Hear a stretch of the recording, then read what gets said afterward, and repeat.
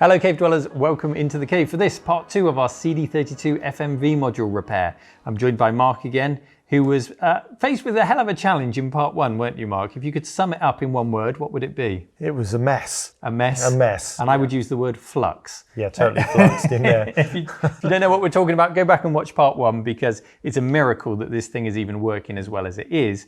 But we were still faced with a problem at the end of that episode, weren't we? Yeah, the entire image had a kind of a red tint over the top. So there was something going on with the RGB channels. Weren't entirely sure what it was. And that's where we left it. It's incredible that we got anything out of it at all. And we're back for second helpings today to try and fix this thing up and get it fully working without that red sheen across the video. Mark, we had lots of really interesting suggestions from the comments on that video. They were interesting, but were they helpful? They were actually. Okay. Yeah. So I was looking at the schematics, which somebody found many, many years ago and stuck on the internet. But the suggestions that we had from the community actually differed slightly. And obviously there's some success stories on forums, whereas you don't get success stories in the old service manuals. So I've decided to go with the community today and see if we can get this going again. Right, so with the viewer's experience on our side, yep. Mark's going to roll up his sleeves and we're going to get stuck back into this. I see the scopes out, the soldering irons out. I'm expecting big things. Let's see if we can actually get this thing fully fixed. No pressure then.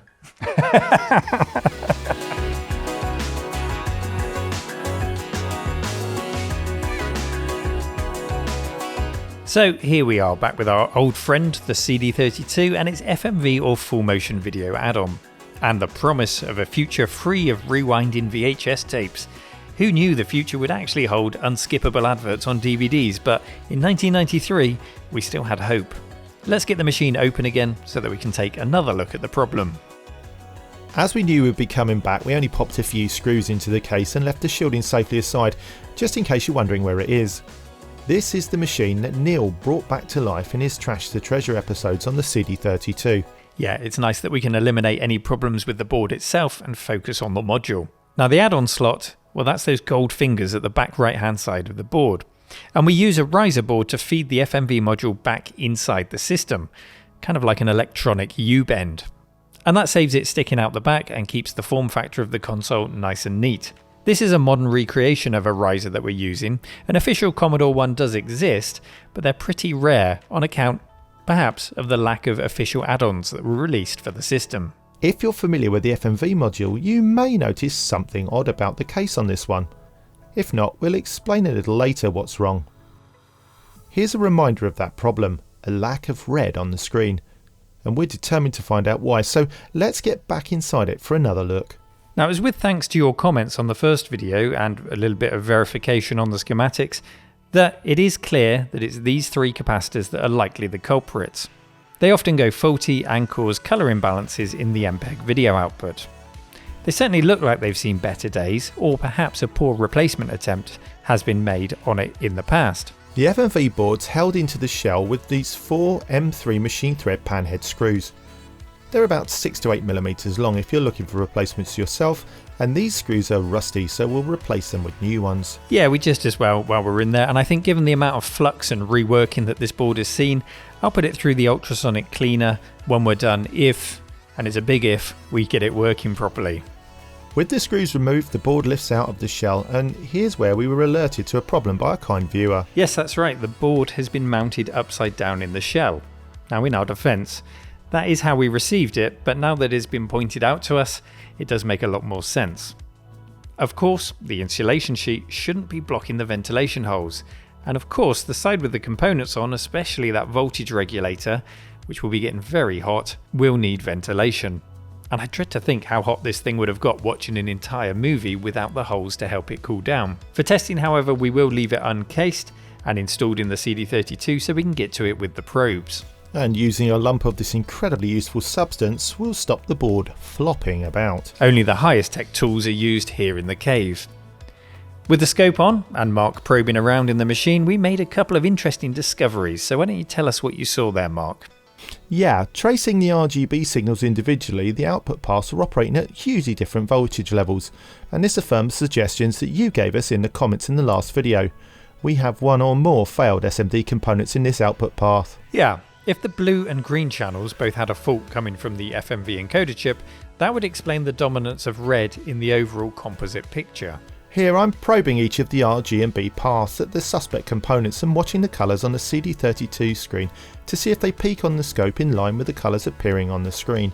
And we concluded that the caps at locations 250_1 and 250_3, responsible for the blue and green MPEG outputs respectively, had actually failed and needed to be replaced. So let's take the old ones out and do that.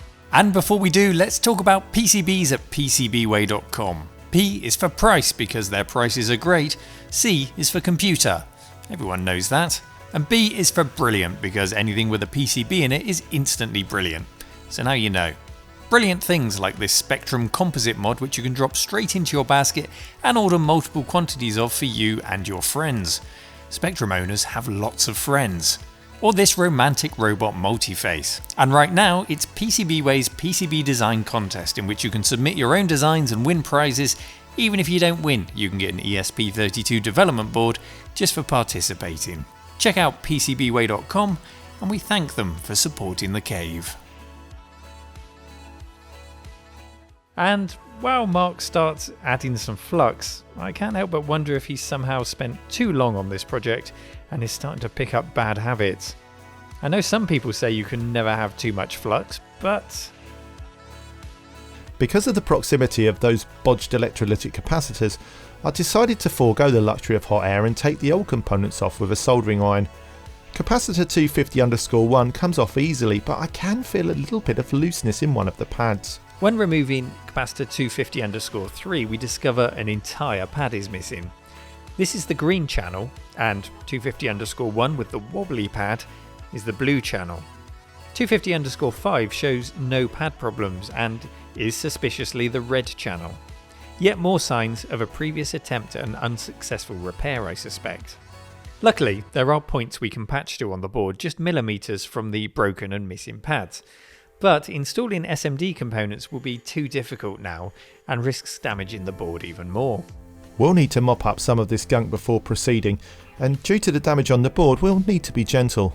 I do have a solution to see if we can get it up and running, Neil, but it's a bit ugly and we might want to revisit it to tidy it up at some point, so we can bypass the missing and loose pads with these.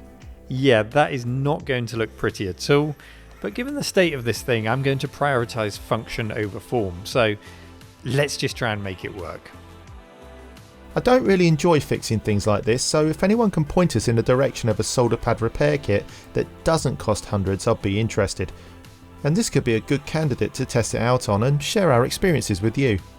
We were also planning to replace all of the electrolytic capacitors on this board too, but due to the damage we're finding under these reworked points, I think we might just settle for a working unit and leave it there. With my monstrous creation done, I go off to say a penance to the retro gods whilst Neil gives it a ROM upgrade. The ROM version on our board is 40.22 and the last ROM produced for it was 40.30, which was kindly sent to us by viewer Mark, so thank you very much Mark for sending that in, and that was the last official ROM released by Commodore for the module. The ROM contains various bug fixes, but the real attraction to having it upgraded is that it allows you to play certain non-standard video CDs, such as those made specifically for the Philips CDI console. So that would open up a much wider library of available movies to pick in stores at the time. I certainly remember CDI videos being available in R-Price and HMV and other high street stores here in the UK.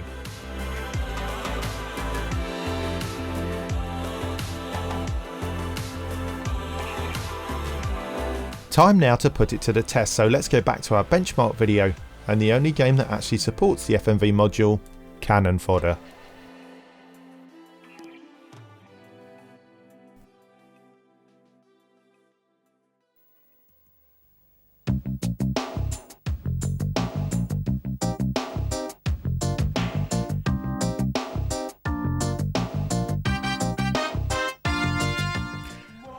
I can't even begin to tell you how happy it makes me to see such an abused bit of kit now firing on all cylinders. The colours are now perfect and the video is playing exactly as it should be. Yeah, I'm really pleased with the result as well. It might well be one of the most underutilised console upgrades that money can buy, but as a little electronics challenge for us it was really engaging, so I've enjoyed working on this. Yeah, me too. And I have actually managed to find another CD32 disc that contains FMV. Really? Yeah, and this was thanks to comments on the first video. This is the Wing Commander and Dangerous Streets double game CD.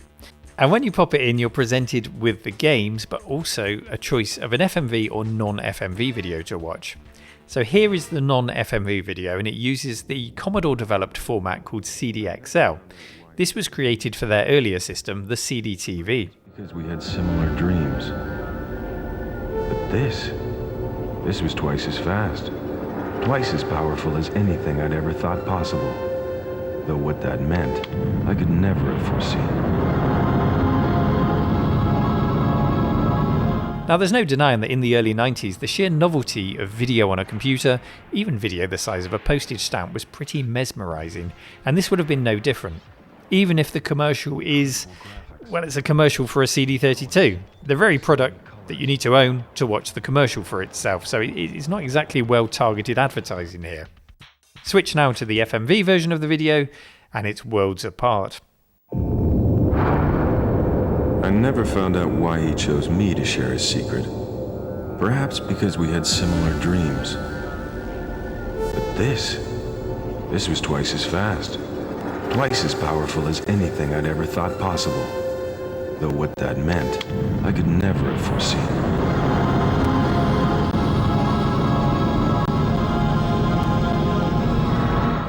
The FMV module really is an impressive little bit of kit when you see it in this context. It's just a shame that we didn't see it get used more in our games.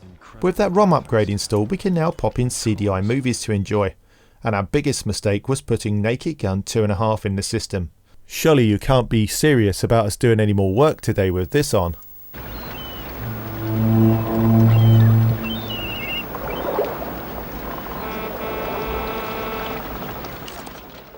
So when movie night was over, I broke out the ultrasonic cleaner and put in some concentrated PCB cleaner, and then I diluted that down with some distilled water, and then I set it going.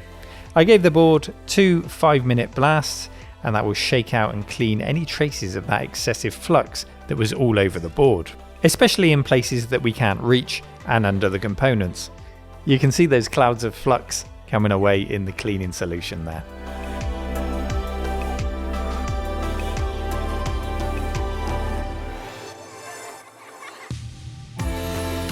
And there it is, looking super clean, looking a little embarrassed about the nature of some of the repairs that we had to do just to get it working, but working nonetheless. And I'm amazed that we can say that about it.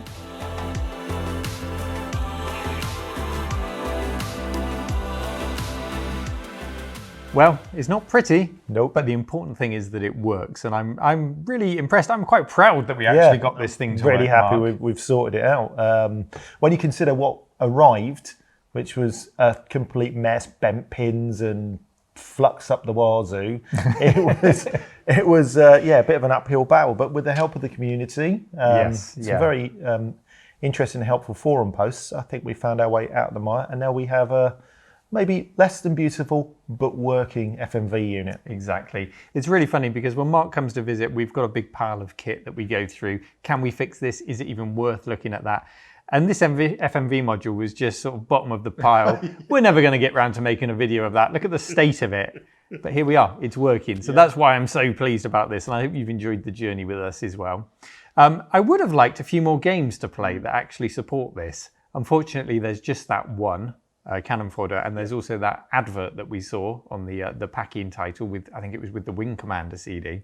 So that's as far as we could see. That was just a video, that's not even a game, that was a trailer on that CD. So really we fell back to enjoying video CDs like this one, which is specifically for the CDI, and it's nice that we can watch those with the later ROMs, because they weren't supported in the earlier ROMs. So I can see that you might have felt, like a bit of a big cheese if you had this in your lounge back in the day, watching your video CDs, using none of the other features of the system. We sat and watched far too much of this, by the way. Yeah. And I think we've only got the second CD, haven't we? We've got to get hold of the first CD. Luckily, that film, you don't have to start at the beginning. As always, thank you so much for taking the time to watch. I hope you enjoyed it. I hope some of you get the chance to come here and try this out in the cave when we open up soon. And take care. Bye-bye. Bye. Hello, I'm Stoo Cambridge and I was former artist at Sensible Software. We filmed this in a place called Sybil Headingham and Castle Headingham in Essex, and it was actually filmed behind a graveyard of all places in this big field, and it was filmed around 1993. I think it was summer of '93 we filmed this. We didn't really know what we was doing, as you can see in the video, but I'm glad we did, because it's nice to see it after all these years.